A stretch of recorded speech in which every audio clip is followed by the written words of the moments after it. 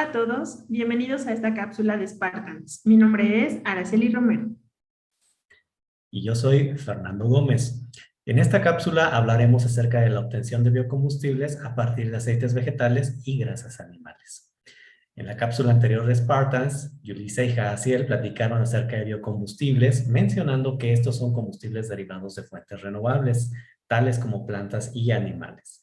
Esta característica de renovabilidad es importante ya que permite asegurar la generación continua de materia prima sin poner en riesgo su disponibilidad para generaciones futuras. Por otra parte, de manera general, los biocombustibles emiten una menor cantidad de gases de efecto invernadero al quemarse. Un tipo de materia prima que puede emplearse en la producción de biocombustibles es aquella rica en triglicéridos, como los aceites vegetales y las grasas animales.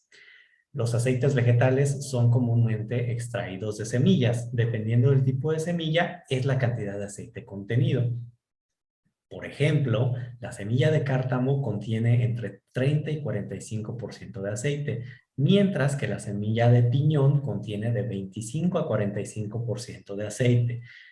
Por otra parte, las grasas de animales también tienen potencial para la producción de biocombustibles. Podemos mencionar la grasa de pollo, el cebo de res, entre otros, los cuales son residuos de la industria cárnica. Existen otras fuentes importantes de triglicéridos, entre las cuales se pueden mencionar las macroalgas y las microalgas, que son organismos que crecen en medios acuosos y presentan un alto contenido de aceites, pudiendo alcanzar contenido de aceite superior al 70%. Por otra parte, el aceite de cocina, después de haberse quemado, aún puede emplearse para la producción de biocombustibles, lo cual a su vez evita que este tipo de residuos sean vertidos de manera inapropiada al drenaje. Un aspecto muy importante por mencionar es que las materias primas para la producción de biocombustibles se clasifican por generaciones. Respecto a la materia rica en triglicéridos, la primera generación consiste en materiales con alto contenido de aceites, los cuales a su vez son empleados para la alimentación humana. Así, dentro de esta generación se pueden mencionar los aceites obtenidos a partir de semillas, como girasol, cártamo, soya, entre otros. Desafortunadamente, el uso de este tipo de materiales pone en riesgo las fuentes de alimento del ser humano. Asimismo, esos aceites son costosos, lo cual tiene como consecuencia que los biocombustibles obtenidos a partir de esta materia prima también sean caros. Debido a esto, se han buscado alternativas a los aceites de primera generación. A partir de esta búsqueda surge la segunda generación.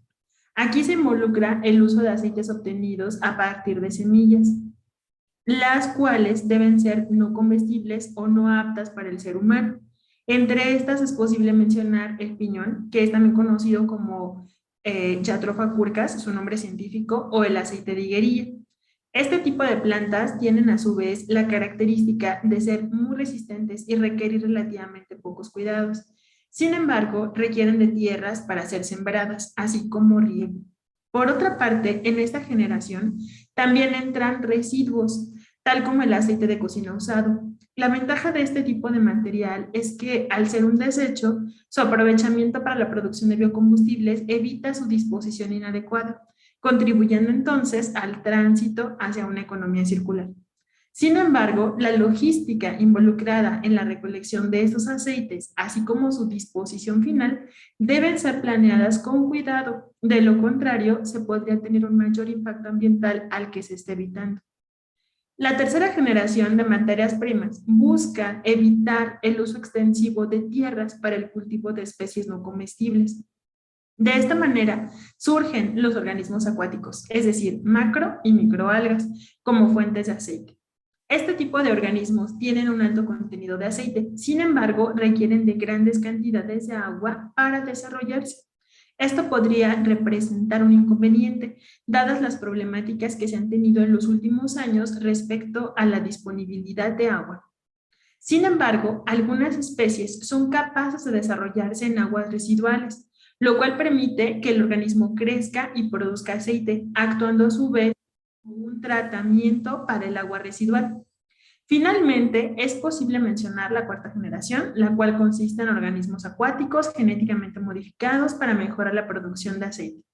Un reto por superar respecto a la tercera y cuarta generación, a pesar de su alta producción de aceite, es la reducción en los costos de obtención de los aceites de macro y microalgas. México, al ser un país megadiverso, cuenta con un alto potencial para el cultivo de especies con contenido de aceite, dada la extensión del territorio y la disponibilidad de regiones con climas propicios para dichos cultivos.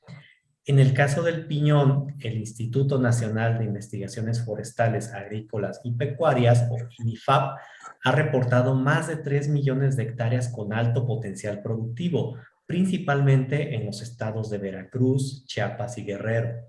Respecto a la higuerilla, se han reportado más de 8 millones de hectáreas con alto potencial productivo, localizadas principalmente en los estados de Tamaulipas, Sinaloa y Jalisco. Por otra parte, el país tiene una producción importante de aceite de cocina usado debido a las características de la cocina mexicana. Así, se ha estimado que se cuenta con una producción anual de más de 0.5 millones de toneladas de aceite de cocina usado. En el caso del aceite de microalgas, no se cuenta con un estimado del potencial productivo en México. Sin embargo, como se ha mencionado, algunas especies de microalgas crecen en aguas residuales. Al año 2016, la Comisión Nacional del Agua, CONAGUA, reportó que en el país se tuvieron alrededor de 7 millones de metros cúbicos por día de aguas residuales municipales sin tratar, así como 12 millones de metros cúbicos por día de aguas residuales industriales. Esto nos permite visualizar el gran potencial que tiene el país en cuanto al cultivo de microalgas en aguas residuales para su tratamiento y la obtención simultánea de materia prima para la producción de biocombustibles. Existen diversos productos que se pueden obtener a partir de los materiales ricos en triglicéridos. Entre ellos están algunos biocombustibles muy conocidos, tales como el biodiesel, la bioturbocina y el diésel verde. El biodiesel se obtiene a partir de una reacción química conocida como transesterificación, en la cual los triglicéridos contenidos en el aceite se rompen para obtener glicerol y un conjunto de moléculas conocidas como ésteres. A este conjunto de ésteres es lo que se le conoce como biodiesel. Para llevar a cabo esta reacción, además del aceite, se utiliza algún alcohol, comúnmente metanol o etanol. Se cuenta actualmente con varias rutas para llevar a cabo la reacción de transesterificación, entre las cuales es posible mencionar la ruta con catalizador alcalino, la ruta con enzimas y la ruta supercrítica. El biodiesel se emplea en motores diésel, comúnmente en mezclas entre 5 y 20% con diésel fósil. No es recomendable usar 100% biodiesel en un motor diésel, particularmente en regiones donde se presentan bajas temperaturas. El uso de biodiesel en motores permite reducir de manera importante las emisiones de gases de efecto invernadero al quemarse con respecto al uso de diésel fósil.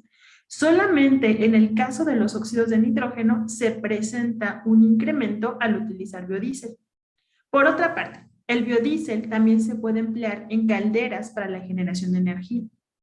Por otro lado, en el caso de la bioturbocina y el diésel verde, estos pueden producirse en un proceso llamado hidrotratamiento, en el cual ocurren una diversidad de reacciones químicas, tales como desoxigenación, decarbonilación, decarboxilación, hidrogenación, craqueo e inclusive isomerización. En dichas reacciones intervienen también hidrógeno. Tanto la bioturbocina como el diésel verde consisten en hidrocarburos en el rango del corte de turbocina y de diésel establecido por la industria del petróleo, respectivamente, tal y como la conocemos. La bioturbocina se emplea como combustible en aviones, regularmente en mezclas de hasta 50% con turbocina fósil. Por otro lado, el diésel verde puede emplearse al 100% en los motores diésel existentes. Aunque no existe una reducción importante como tal en las emisiones al quemarse, la naturaleza renovable de la materia prima permite generar un ciclo de vida con impacto ambiental positivo, dado que el dióxido de carbono emitido durante la producción y quema de estos combustibles es absorbido por las plantas u organismos acuáticos empleados para la obtención del aceite. Agradecemos mucho tu atención. Esto ha sido todo por hoy. Esperamos que esta información te haya parecido interesante. Si así fue, no olvides dejar tu me gusta o tus comentarios. Nos vemos en la próxima cápsula de Spartans. Hasta luego.